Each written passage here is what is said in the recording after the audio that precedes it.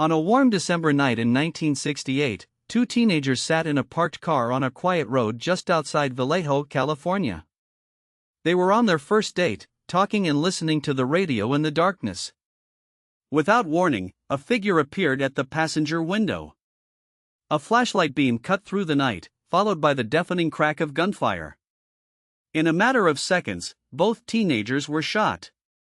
This was the beginning of a reign of terror that would grip the San Francisco Bay Area and produce one of America's most enduring criminal mysteries.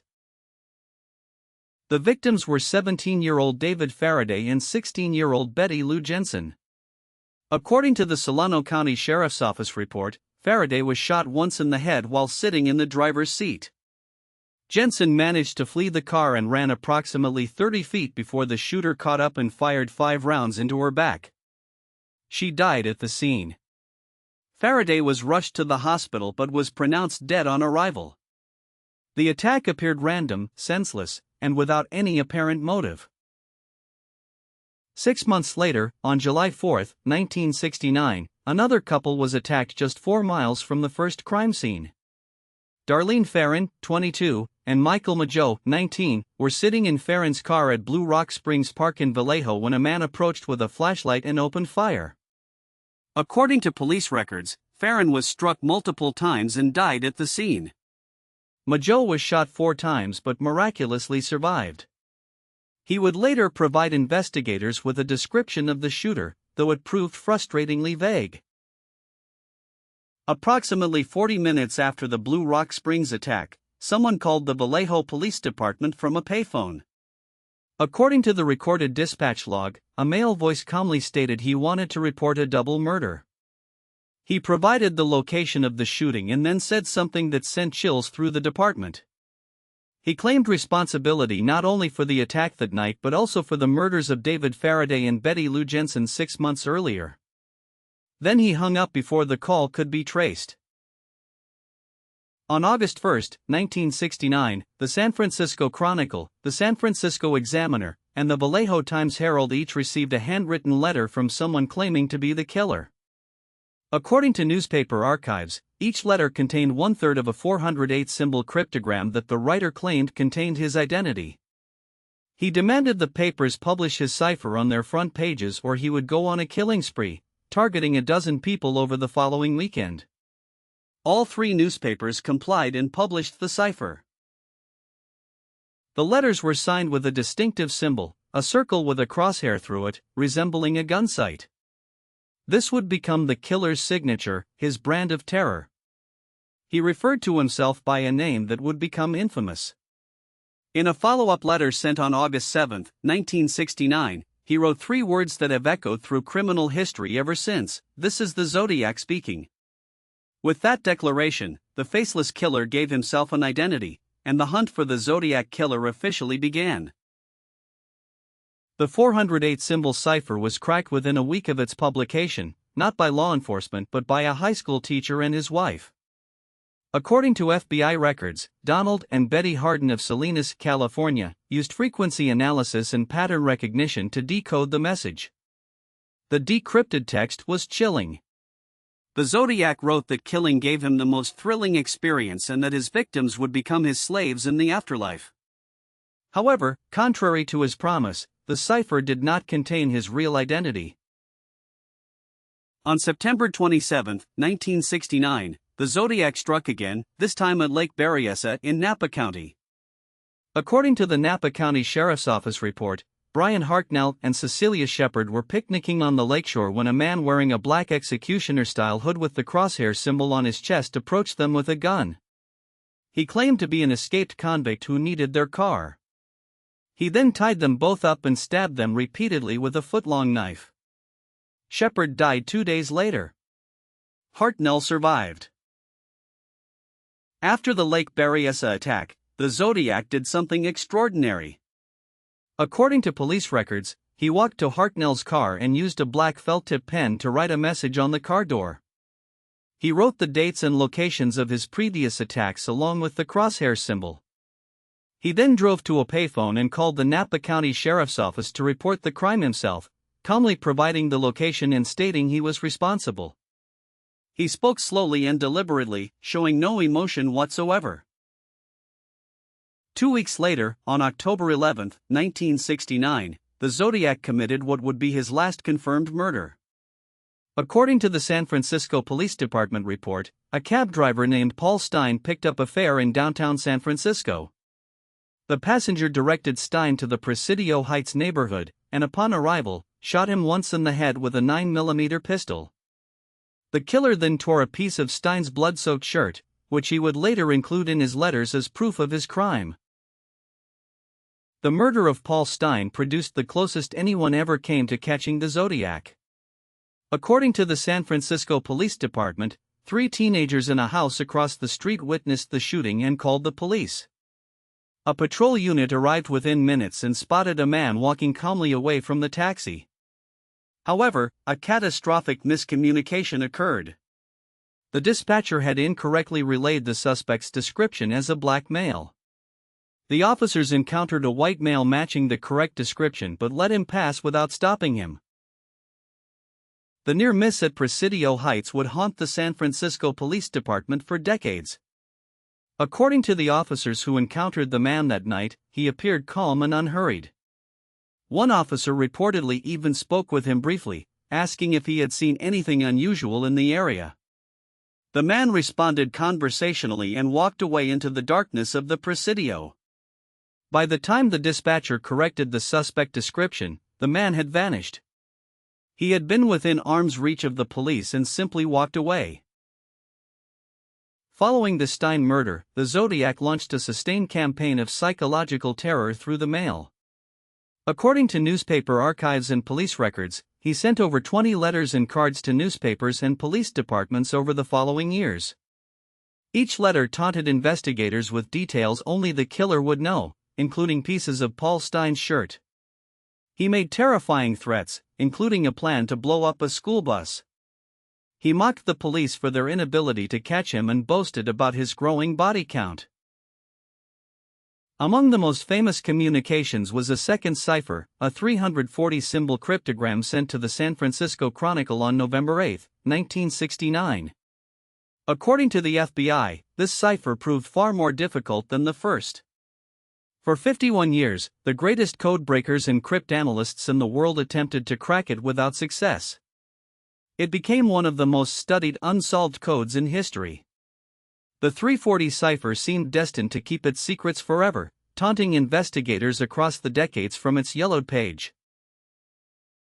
In December 2020, an international team of amateur codebreakers finally cracked the 340 cipher. According to their published findings and FBI confirmation, David Oranchak, Jarl Van Eyck, and Sam Blake used sophisticated computer algorithms to decode the message. The decrypted text revealed the Zodiac taunting his pursuers once more. He wrote that he was not afraid of the gas chamber because it would send him to paradise sooner. However, like the first cipher, the 340 did not contain the killer's actual identity. The primary suspect for decades was Arthur Lee Allen, a former schoolteacher from Vallejo.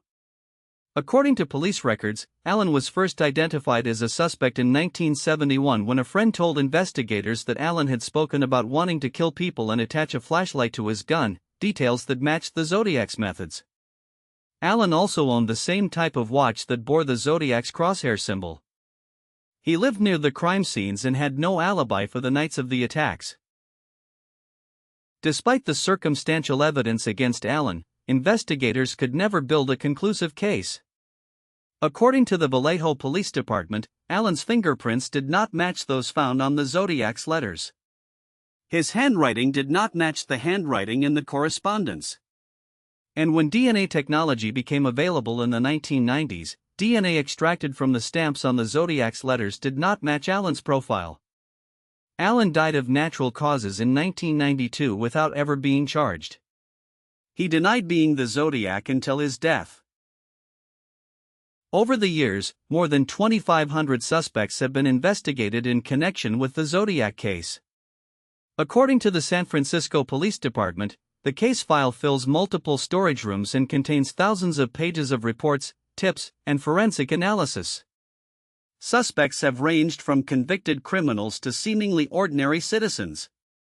In 2021, a cold case team called the Casebreakers publicly named Gary Francis Post as their primary suspect, though law enforcement agencies did not confirm this identification. The Zodiac's letters revealed a personality that craved attention and control.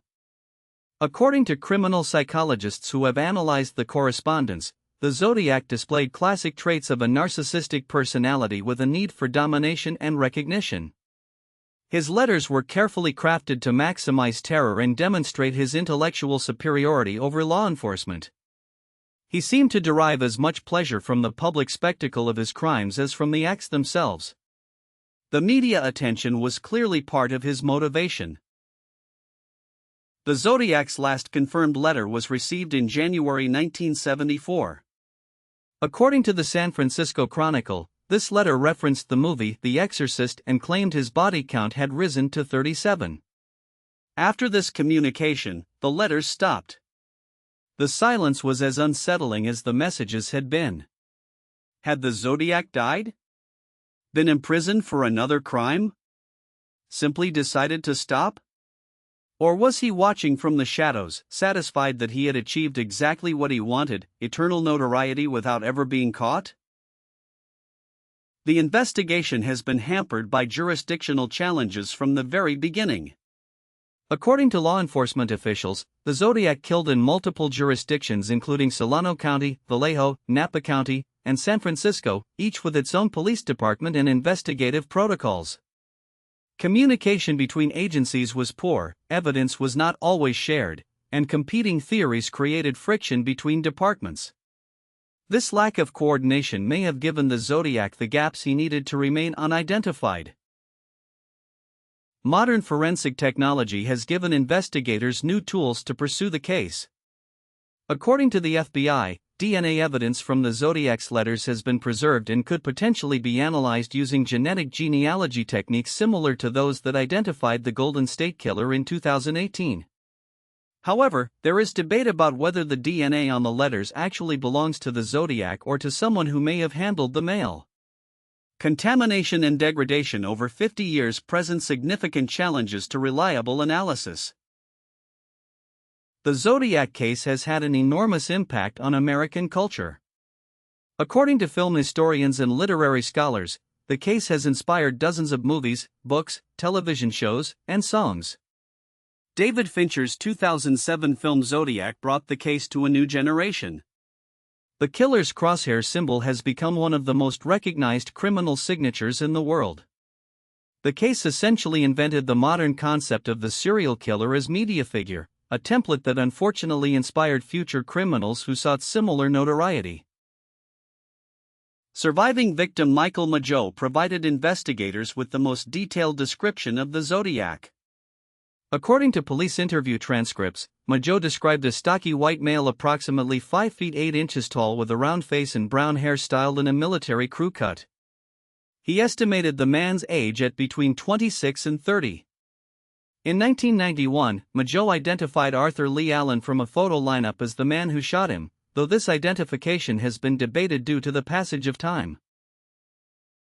Brian Hartnell, who survived the Lake Berryessa stabbing, has spoken publicly about his encounter with the Zodiac.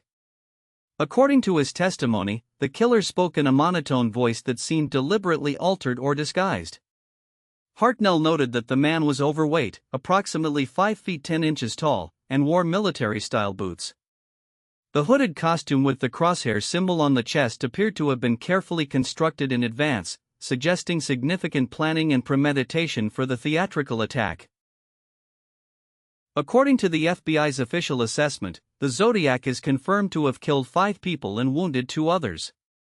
However, the killer himself claimed a body count as high as 37. Investigators have examined dozens of unsolved murders from the late 1960s and early 1970s in Northern California to determine if any could be linked to the Zodiac. Some cases share similarities, including the murders of Sherry Jo Bates in Riverside in 1966, but no additional victims have been officially confirmed as Zodiac killings. A third cipher sent by the Zodiac, a 13-character code he called his name, has never been solved. According to cryptanalysts, the code is too short to crack using standard frequency analysis methods. It could represent a name, a phrase, or even meaningless characters designed to taunt investigators. Some researchers believe the answer is hiding in plain sight, that the 13 characters may be a simple substitution that matches a common name. Others believe the Zodiac was simply lying and the code contained nothing useful. The families of the Zodiac's victims have lived with unanswered questions for over half a century. According to published interviews, the families of David Faraday, Betty Lou Jensen, Darlene Ferrin, Cecilia Shepard, and Paul Stein have expressed frustration with the pace of the investigation while maintaining hope that modern technology will eventually identify the killer. Some family members have participated in documentaries and podcasts, sharing their stories in the hope that public attention will generate the breakthrough investigators need. As recently as 2023, the San Francisco Police Department confirmed that the Zodiac case remains open and active. According to department spokesperson, investigators continue to pursue leads and apply new forensic techniques to preserve evidence. The case has been assigned to a dedicated cold case unit that works alongside FBI analysts. Each year brings new theories, new suspects, and new technological capabilities. The question is whether the Zodiac's identity can be uncovered before the last generation with living memory of his crimes passes away. The Zodiac Killer remains the phantom of American criminal history, a shadow who killed, taunted, coded, and vanished. According to criminal profilers, it is entirely possible that the Zodiac lived out a normal life after his killing spree, hiding in plain sight among ordinary citizens. He may have married, held a job, grown old. He may have watched the movies and read the books written about him. Or he may have died decades ago, taking his secrets to the grave. Either way, the crosshair symbol endures, a permanent scar on the face of justice.